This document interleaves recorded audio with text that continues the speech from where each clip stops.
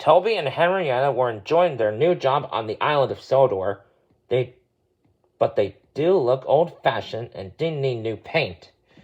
James was very rude whenever he saw them. He would say, "At last, Toby lost patience," he asked.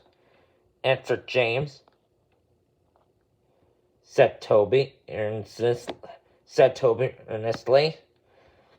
James went redder than ever and snorted off. It was such an insult to be reminded of how the time at bootlace had been used to mend a hole in his coaches.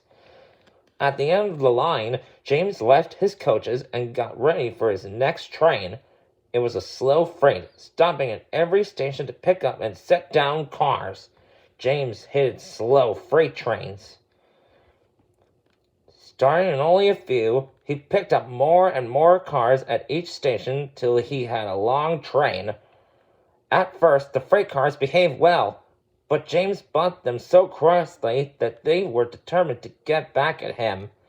Presently, they approached the top of Gordon's Hill. Heavy freight trains halted here to set their brakes. James had an accident with cars before and should have remembered this, said the driver, but James wouldn't wait. He was too busy thinking what he had to say to Toby when they next met. The freight car's chance had come. They laughed, and bringing their buffers, they pushed them down the hill. "Yelled the cars," groaned James. They thundered through the station. Disaster lay ahead. Something sticky splashed all over James. He had run into 2 tar wagons and was black from smoke box to cab. He was more dirty than hurt. But the tar wagons and some cars were all to pieces. "Toby and Percy were set to help and came as quickly as they could," exclaimed Toby. Said Toby. James pretended he hadn't heard.